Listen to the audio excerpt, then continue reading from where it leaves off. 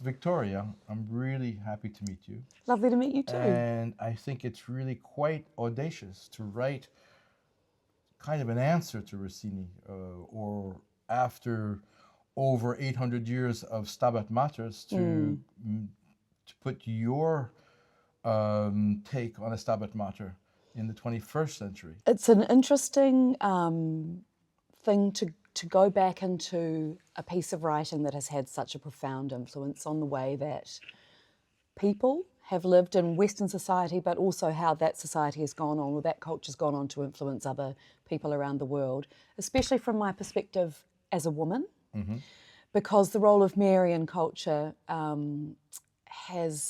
she presents such a particular ideal of womanhood, and it's very different from the woman that I find myself to be here in this place and time. And so, more than a response to Rossini as a composer, my piece is very much a response to the spirit of the Stabat Mater and the idea of feminine power, not just as it applies to women, but also to men, and the idea of parenthood and motherhood and what it would feel like to be in the position that she finds herself in that poem, observing the torture of her child and what her instinct as a parent would be. And it's true that in medieval times, or early medieval times, that the role of woman was different afterwards in Baroque times and after, again, in the 18th and 19th century. Yes. So also, for me, you're almost completing a circle, because the women in earlier times were often more liberated than we think. Yes. Yeah. And it's interesting just to think about the power balance between men and women, and throughout and across the gender spectrum of people too, how that ebbs and flows over time, and where we find ourselves now, because we still live in a society which is deeply dominated by Western Christian thinking, at least in this part of the world we do, and it's influenced a lot of aspects of our lives, sometimes by choice, sometimes by force. And so to explore that power dynamic has been a very interesting thing to do for me, even from a musical perspective, inheriting a canon that's been created predominantly by male composers, thinking about how power has been expressed musically and what I've learned about that vocabulary from male composers. So in terms of that difference, of that empowerment, you're going from Mary the sorrowful, Mary the person who sacrifices her child, to Mary who rescues her child. Okay. So that's a big change. It is. Yeah. And it's interesting because the text, which I ended up writing myself, as I looked for things that expressed what my true response was to the original text, I couldn't really find anything that really expressed exactly how it made me feel. And in the end, as I contemplated, I thought about a lot of things. I thought about, is it about anger? Is it about vengeance? Is she an avenging character in this piece? But she's not. She's a mother and a parent, and she just quietly doesn't allow the violence to be directed towards her child. And musically, how does that manifest itself? The piece opens with a white crystal singing bowl, which represents the idea of Mary as a pure vessel. And all of the music kind of comes out of that sound. It's a middle C, it's quite a deep, beautiful sound.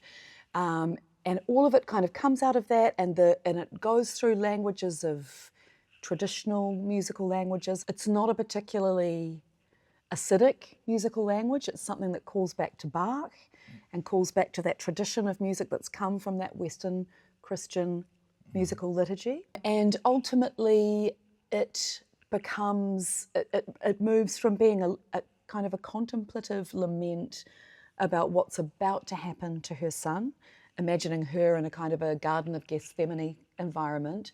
It becomes about her triumphing over the violence that's whirling around them in that moment, as a kind of an alternative future where she rescues her son, she saves him in the same way that he is expected to save everybody else.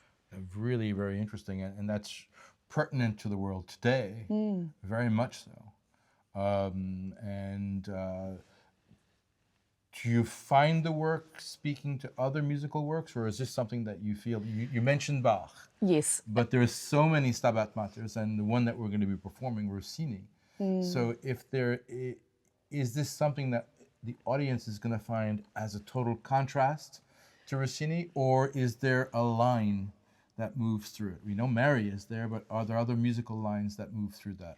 So the musical lines I think that the audience will be able to connect to are, first of all, the style of singing, which I've imagined the role of the choir as kind of a motet. So the way that they sing, there are contrapuntal passages, there are chorales, there are ways that they sing which are instantly recognisable as being very much of the world of religious music. And similarly, the way that I've approached, because I'm obsessed with Bach, but I'm also fascinated by the role of his two wives, both of whom were named after Marys from the Bible, Maria Barbara and Anna Magdalena, and the role that they played in the creation of his music, because they were his copyists, they were his confidants, they were deeply involved in his musical world, even though they're invisible in his music as far as we can tell. It still wouldn't have been the same without them. So there's a call back to the St. John's Passion. It's the book of St. John that talks the most about Mary, and the St. John's Passion is my favourite of the passions, especially that driving, kind of moving string figure at the beginning in the Herr unser Herrscher chorus. And so you will absolutely be able to pick the influence of that in the piece, which returns a couple of times. These big kind of pulsing Baroque builds towards kind of large massed voices, you know, arriving at a point, and they tend to be moments of triumph for Mary. Oh, that's excellent. That sounds really, really wonderful. I'm really looking forward to hearing the piece. So am I. Yeah. Are there ever moments where you say, "Oh my God, who wrote that?" Yes. Yes, there are. Yeah, it's interesting because I've only heard it in my head, I've only heard it in my imagination. So when we begin the rehearsals with the orchestra, I will be discovering the work as a listener, as opposed to as a composer. That in itself is a wonderful or traumatic experience for many composers. Possibly both. Yeah, I think it'll be a little bit of both. There'll definitely be anxiety, but you know, when you're in beautiful hands and you've got this huge body of musicians and singers, like I know that will be overwhelming in the most wonderful of ways. When you think about the unity of this body of people who are all coming together to make a sound, there will be tears.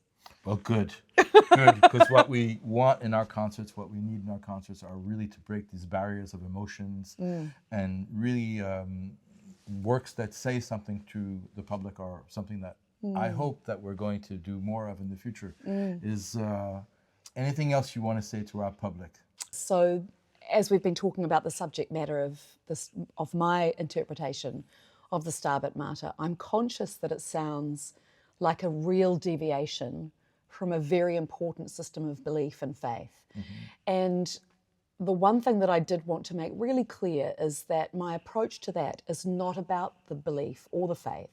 It's about the ways in which people have interacted with that faith and with that ideology over time. It's very much about the human beings at the heart of the stories, as opposed to the belief system and the way that it operates and the influence that it's had on the world. I think that that's a really important distinction to make, because there are some provocative things in the text, and the provocative things are directed towards the ways in which so many belief systems, all of them, can be corrupted by the human beings who practice them to their own ends. And I'm quite fascinated now in the world that we live in, how the role of art, to me, is beginning to feel more and more urgently that it needs to have something deeply political and important to say. So this is my way of exploring the power of music to say something more general about the way we live in the world. That's really interesting, because I think often today as well in music, because you're harking back to a tradition that I think we've forgotten in classical music, because whether you're talking about Beethoven or Verdi or any of the composers that we think of as the canon today, they were very political. Yes. They were extremely, and Mozart was also extremely political. Yeah. And we forget that. Yeah. And so it's also interesting that you're connecting back to that movement in the so-called classical world. So I think that's going to be a really fantastic and moving and exciting concert. I'm very much excited to hear the Rossini as well. I'm really fascinated to experience how those things collide in the concert. Well, let's hope that the collision will not be too much of a collision, but that'll be a... Bring it on, Stravinsky Rite of Spring style protests in the audience. I think there's no better way to end our conversation than with that. So thank you so much. Thank you, Marc.